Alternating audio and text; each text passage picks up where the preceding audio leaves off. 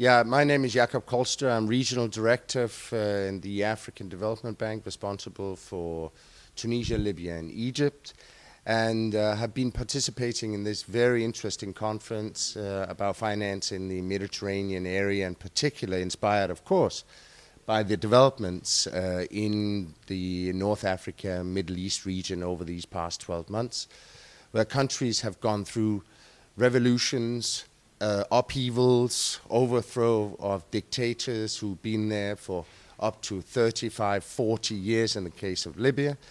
And we're now discussing here, what can we do? What should the world do? What should the Europeans do? What should the international financial institutions do? And one of the things that we all come together on, I believe, is that the most important thing at the end of the day is what the countries themselves should do. And there is a need for the countries like Tunisia, Egypt, Morocco, Libya, to really look at things in a different light, to empower people, to listen to people, to ensure that public finance and everything that has to do with economic policy is done in a transparent and accountable way, so that the resources that the region does have, which is enormous, in fact, is put to the best of use. Now, that doesn't get any of us from outside the region off the hook. The international financial institutions are there to support. We have experience from all over the world. We've done this for 50 years.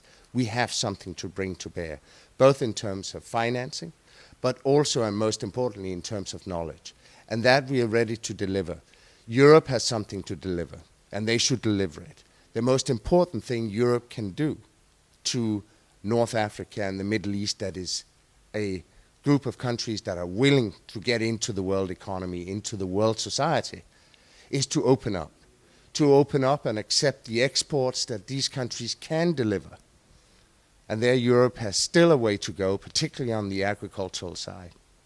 Also, negotiate and discuss with these countries migration, so that migration becomes an orderly process, so that you have youth in the MENA region can be used in the European theater, where Europe, as we all know, is growing old. We need young people to work for Europeans, not the opposite.